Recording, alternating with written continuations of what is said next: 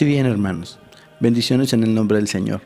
Es un gran gusto saludarlos nuevamente a través de las cápsulas de análisis doctrinal de música protestante.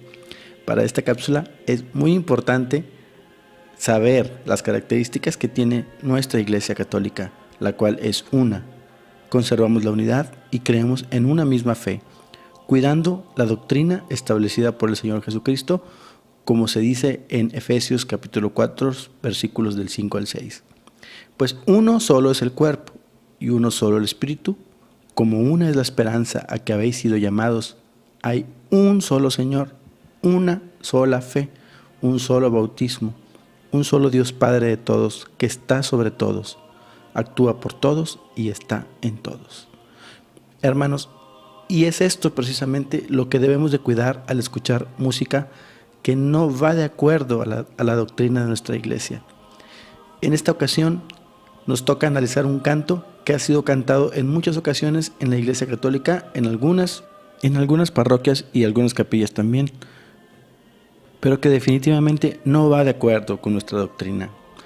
El canto se llama Construye tu casa sobre la roca, que es originalmente de la secta adventista, y a continuación vamos a mostrar un poquito del tema, un pequeño audio, para que identifiquemos este canto.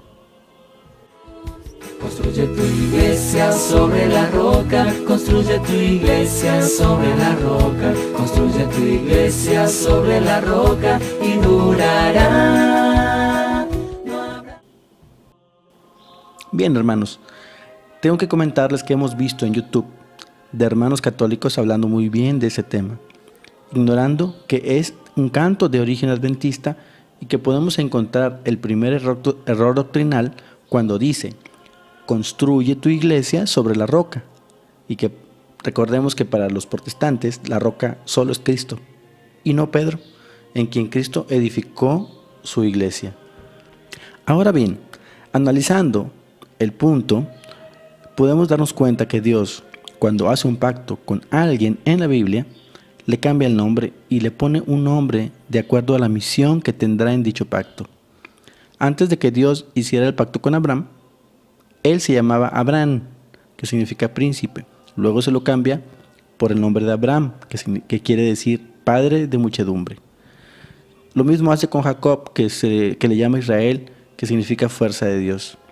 Es por eso que de la misma manera Jesús le cambia el nombre a Simón, ya que es el único de entre los 12 apóstoles que había recibido la revelación del Padre al decir, en Mateo capítulo 16, versículo 16, tú eres el Cristo, el Hijo de Dios.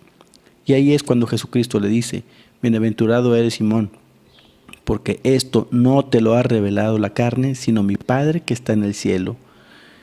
Y en Mateo capítulo 16, versículo 18 le dice, y yo a mi vez te digo que tú eres Pedro, y que sobre esta piedra edificaré mi iglesia. Vemos entonces cómo Jesús cambia el nombre y encomienda a Pedro una misión importante. Simón, que significa cana quebradiza, ahora es llamado Kefá en arameo, que quiere decir piedra, roca. Y cuando en griego encontramos Petros, que proviene de Petra, se trata de un nombre de persona al masculino, que no quiere decir piedrecita como dicen muchos hermanos no católicos, sino que sencillamente se evita poner el nombre de Petra porque este se le da a las mujeres. Jesús no se nombra a sí mismo Kefa. Eso no tiene sentido. Está claro que Jesús le da el nombre de Kefa a Simón y que sobre esta Kefa, o sea Simón, edifica la iglesia.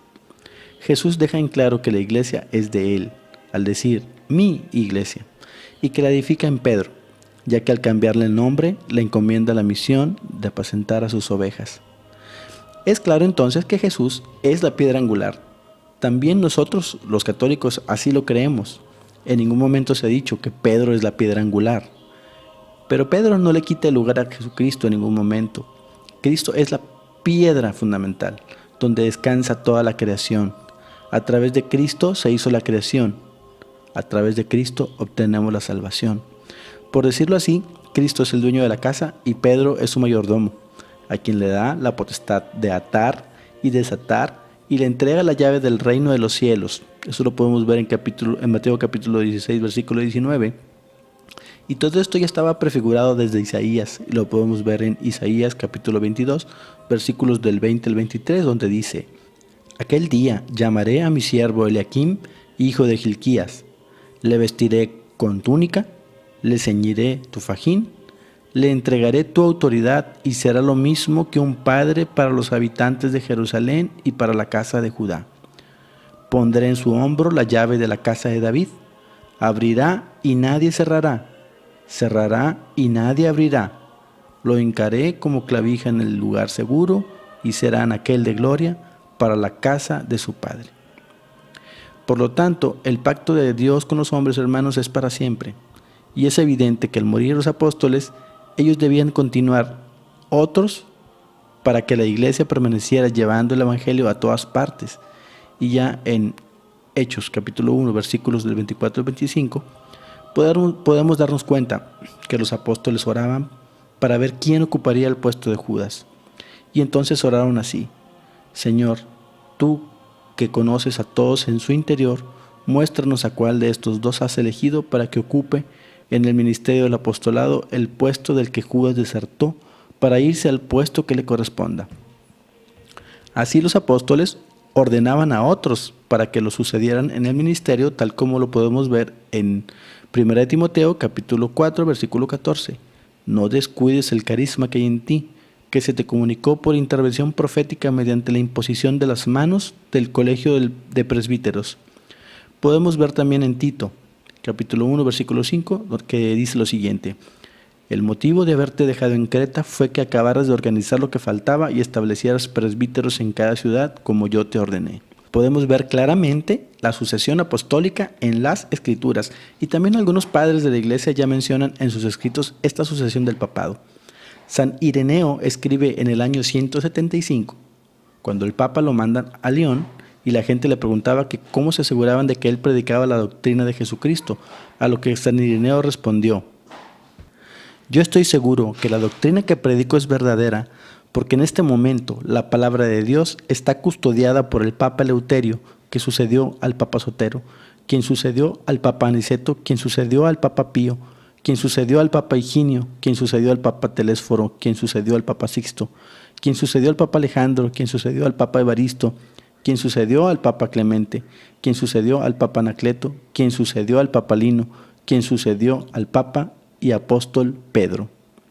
Esta sucesión sin interrupción es la garantía de lo que yo les predico es verdad. Así pues, hermanos, dado por analizado el error doctrinal del canto, construye tu casa sobre la roca, llegamos a la conclusión que, siendo de origen adventista y además con los grandes errores doctrinales que tiene, no llena los requisitos para que pueda ser utilizado en la Iglesia Católica y mucho menos en la liturgia ni en ningún servicio religioso. Esperando que haya sido de gran ayuda, les invito a seguir aprendiendo más de nuestra fe, amando más a nuestro Señor y sobre todo cuidando y respetando nuestra doctrina. Asimismo, los invito también a escuchar música católica y, si es posible, a crear música católica litúrgica siguiendo los cánones establecidos por la Iglesia. Hermanos, que tengan excelente día, paz y bien para todos ustedes.